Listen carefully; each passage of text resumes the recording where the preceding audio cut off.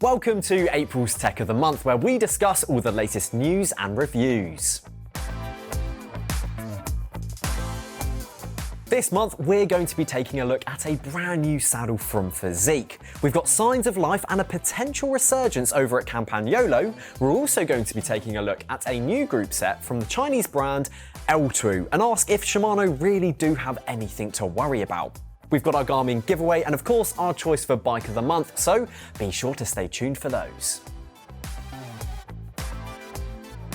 Chinese groupset manufacturer L-Twoo has just come out with a new groupset, and it's quite an interesting one. It's got 12 speeds, electronic, quite familiar really in terms of a groupset, but yeah, what can you tell us about the specifics of this? Absolutely, yeah, so it's pretty on trend at the moment with what all the other groupset manufacturers are doing. I think the key difference here though is the massive price difference, but we'll get onto that a little bit later. Like you said, 12 speed, electronic, first time L-Twoo has done something like this previously. All of their components have been mechanical. So I would say that there's actually quite a lot that this groupset has in common with Shimano setup. So you've got two wireless shifters that go to hydraulic disc brakes, and then those shifters communicate with the rear derailleur, which is then linked to a central battery, which is then linked to the front derailleur.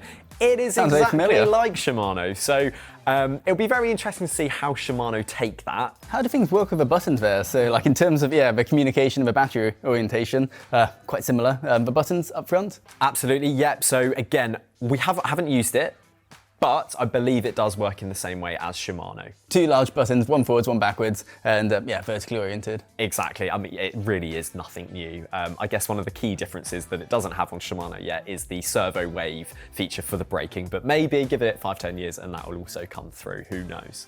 So what other features does it offer? So funnily enough, it does actually have micro adjust. So the front derailleur will kind of auto trim as you're shifting at the rear of the block, much like Shimano again. So there's also an app for the Groupset, which will allow you to make customizations of the buttons, which I think is a really nice touch. And it will also allow you to do firmware updates and system updates. Another cool feature about it actually is when you just look at the drivetrain, is that you've got pretty standard gearing. They haven't gone down this new route of running a 10-tooth sprocket. I think they've got to stick to things which are pretty universal at the moment. But in terms of gearing, we should see a pretty standard 50-34 chainring setup with an 11-34 cassette. So pretty user-friendly. And so the price, how does that actually stack up? So at the moment, we're going to be looking like it's going to land anywhere between $500 and $650.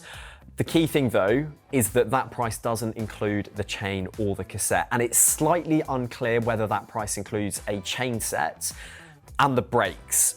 Okay. So it's starting to add up a little bit. Potentially, yes. But if you look at this as a 105 Di2 rival, which comes in at £1,700 for the cheapest version, you've still got quite a lot of scope there. There's a lot of headroom there. Exactly. So, and even if you do have to buy extra components and they do come from L-Twoo, I imagine they're also going to be, on that budget end, which is quite cool. I think one thing I will say about the Groupset, it actually looks pretty good. Yeah. I'm finding it really hard to judge the aesthetics of the Groupset. I think it does just look genuinely nice. But maybe that is because it's borrowed a few design cues from Shimano. Yeah. To me, the ERX logo looks very similar to the GRX logo. Well, that all sounds and looks really quite good, but at this price, got to ask, is it too good to be true, do you think? I think, to be honest, yes, at this stage, potentially. And there's a few points that I'll kind of quickly run through which make me think that Shimano really don't have anything to worry about at all. First up, and this is something that we can only speculate at the moment, I do question what their quality control really is like. What procedures have they got in place to make sure that this Groupset is of a high quality and the build quality is high and that it is going to last? That's something that I'm just not too sure about. The next thing is that here in the West, in kind of UK, USA, the availability of parts, they're not in the country. If something breaks, you've got to order it from China. Yeah, it could take about a month. I mean, that's a long time off your bike if you're just waiting on another brake caliper or something. Exactly, and I think that's when it then starts to play into the whole quality control thing, is that if you can't be really certain that those parts are going to stand the test of time, you do have to be really prepared to wait a month for your new part to come through. And I think at that point, that's where it's going to get really tricky for L-Twoo to get a foothold in the industry, especially in the West. What they do need to get in place is some sort of distribution model, because that way it makes it so much more accessible, and until they've got that, they're not really going to get anywhere. So there's one other thing as well, which I think really stands out as an issue for them, is that if you had a bike that was fitted with these components and it broke and you went into a workshop, your local bike shop, they probably won't or can't fix it. One, obviously, they won't have replacement parts, but also they won't be trained, they won't know how to fix it. So that, again, you've got to be really prepared to work on your own bike. And I'll tell you why that might actually not be a problem, because not that many people just go out and buy a Groupset and fit it to their bike. So the number of people that are going to be buying this Groupset at this stage are going to be people that do feel mechanically minded and competent to go and do so. Most people get their Groupset when they buy their bike as an entire package. So again, another reason why the current Groupset manufacturers have got nothing to worry about, because until we start to see a big manufacturer decide that, yeah, we want to stock L-Twoo Groupsets on our bike, no one's got anything to worry about at all. In terms of what we see with most people guiding about, with the bikes, as you say, like it's not like us, the consumer, that the brand has to convince. It's the Specialized, the giants of the world that have to be convinced. Absolutely. They would need to be offering incredible payment plans, incredible availability, and incredible margins. And until they can do that, then I don't think this is really going to go much further than just kind of being an Alibaba brand that has a bit of a niche following. Fizik has recently launched another saddle, this one called the Fizik Vento Argo Adaptive 00. So there's quite a lot going on in the name just there. So let's start with the first part, Vento. Yes. What's that all about? So Vento just refers to the range of components that it comes from Fizik. So the Vento range of products from Fizik are the kind of race-inspired, the top end for the racers. Nice and simple, so you can have Vento shoes, Vento saddles, Vento bar tape. It's all about what's right for racers. Premium product right at the top. Exactly. Nice one. Okay, on to Argo. Argo is the shape of the saddle. Now, Fizik have kind of branded it as something that can be used for everyone, but actually I just see it more as the typical short-nosed saddle that's become pretty popular recently. It's got nice wide wings, so you've got a really good area for your sit bones to sit on. You've got a really generous pressure relief cut out, so again, blood flow's great. And because it's a short-nosed saddle, it just lends itself really well to aggressive riding positions. On to the adaptive part. What's this one? Adaptive, so that now relates to how the saddle has been constructed, and more specifically, it relates to the fact that it's built up with this new 3D printing type of construction. So the padding itself has been 3D printed, and the benefit of that in reality is that different parts of the saddle can be built up with different amount of cushioning. So where you're sitting, obviously you can have it a bit firmer and you can build in more support, but areas where you want it squishier, you can leave out some of that 3D printing structure, and it can be a little bit more comfy. Nice, and so Fizik's had this technology for a little while, but this is the first time that that honeycomb structure has been taken to the Vento Argo racing range, short nose style. Correct. But then, on to the last bit, the 00. 00, so that means that it's super lightweight, and that can obviously be found through the fact that it's sat on a completely carbon shell with carbon rails. So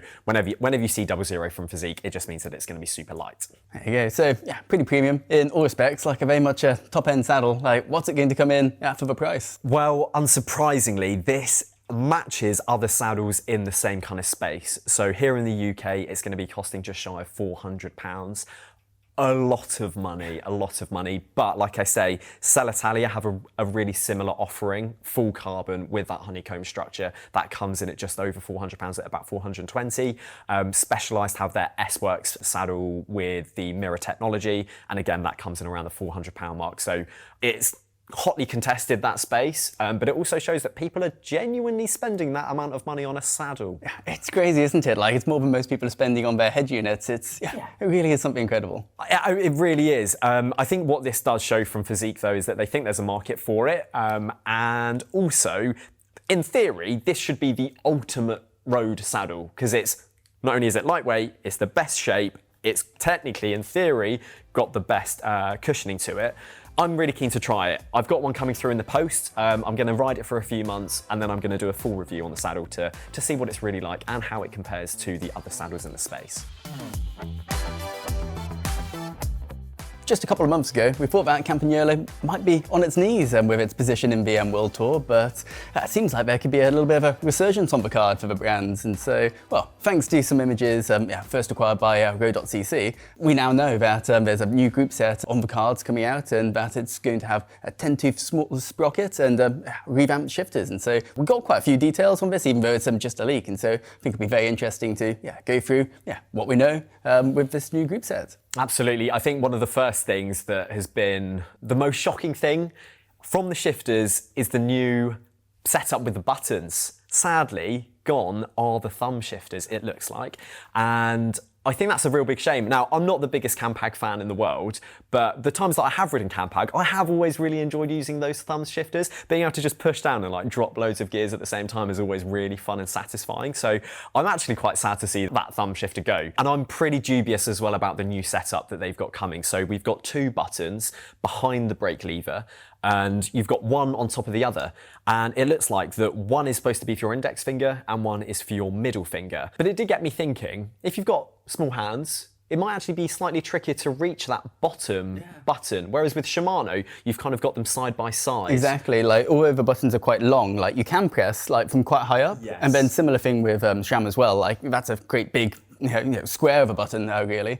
And exactly. So you don't need that extension so much. Exactly, yeah. So, and that's going to be really interesting to see how it actually plays out in the real world. But the other thing I was thinking is that if it's winter and you've got gloves on, having 2 buttons close together could actually be quite tricky to shift. And I can just see you pressing the wrong button, it just getting really annoying. But again, we need to wait for this group set to come out and get our hands on it to see what it's like. But from the outset, they look like what could be the weak points. In terms of the connectivity, is it going to be a fully wired group set, or what could be going on there? Well, at the moment, all that we do know is that the shifters will be using coin cell batteries. So the classic 2R32 batteries will be in those shifters. So we know that it's going to be wireless from the shifters back.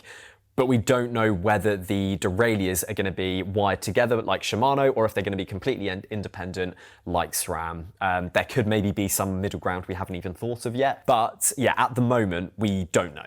And then, well, I suppose going backwards a little bit, with the group set, coming to the crankset and the gearing, the 10-tooth sprocket, that's a bit of a change. Yeah, so that was something that was leaked on a retailer's website. It could be some weird kind of Frankenstein between a Shimano Di2 group set and a SRAM group set, and them adopting more of the SRAM gearing. So that's surprising. I didn't think that they would go down that route. No. I mean, without having the group set, it's really hard to know how it's going to play out and which gears you are going to use and which you're not, and also the jumps between the gears as well. Will they follow more of a Shimano route where you've got bigger jumps, bigger consistent jumps throughout the range, or will you have one-tooth jumps at the bottom end and then wider jumps at the top, similar to E-Car?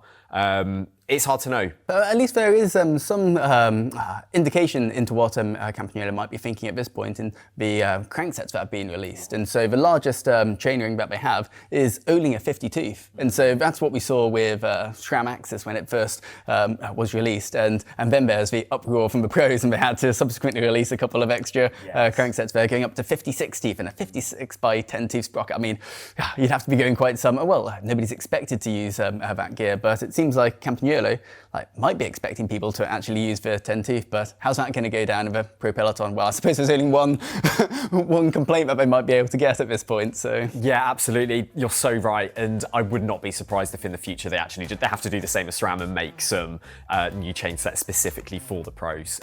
That could certainly happen. That is not outside the realms of possibilities.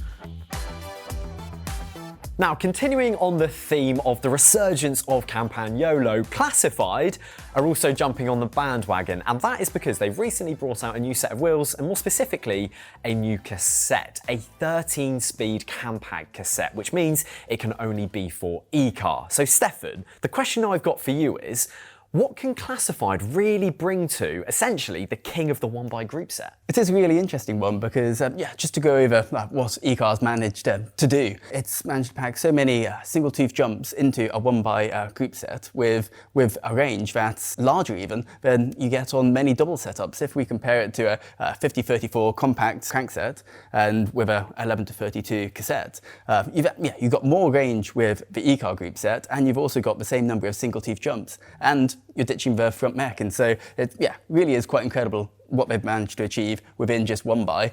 Do you really need to essentially introduce a virtual front derailleur to this system? It does strike a little bit odd, but what Classified has done with the cassette and the ratios in particular does suggest a little bit what they might be thinking that they could add. So I think they must be really targeting people who really are thinking about performance and extracting the maximum amount of gains that they can from their group set. Because what Classified has done with their cassette is they've made their range much tighter. It goes from 11 to 36 teeth, whereas before we had 9 to 42 teeth. And so it's much tighter. The number of single tooth jumps is actually about the same, but it's the later gears that are a little bit closer. What this means is that you're then using the cassette to ensure that the chain line is a little bit straighter, and then you're also not having the extra chain articulation as it winds its way around the 9-tooth sprocket. And so this is really sort of like time trial kind of drivetrain efficiencies, and that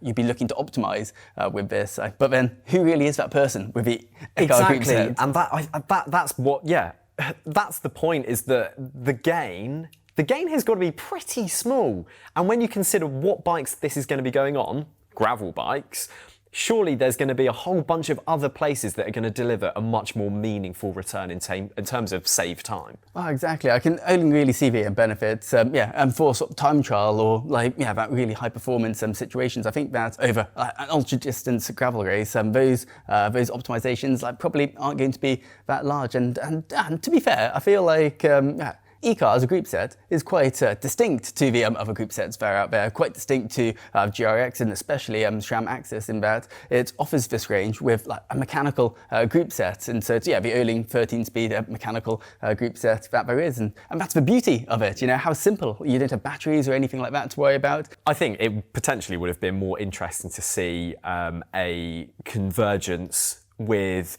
Classified, but maybe the new Super Record group set that isn't released yet. If they were to do a one-by version of that road group set, that then actually, to me, starts to make a little bit more sense. Because then if you could have that shifter integration into this new wireless group set, that seems to make more sense than having this mishmash of electronic Classified hub with mechanical shifting on a 13-speed gravel bike. And it feels a little bit like, what? So, I mean, if they could do things for this potentially new Super Record group set, that would be something I'd love to see. For this month's Garmin giveaway, we have got this, the Edge 530, one of my favourite head units at the moment, and it is jam-packed full of features. Too many to list in one go, but there's a few that I will highlight. The Di2 integration is an absolute must, as well as the advanced workouts, which does integrate with Training Peaks, which makes it incredibly handy. And my personal favourite is the Climb Pro functionality. My pacing on climbs is better than it's ever been before, and now I find it really hard to ride climbs without it. I can get so much more out of my riding. So if you want to be in with a chance of winning an Edge 530, just head to that link in the description.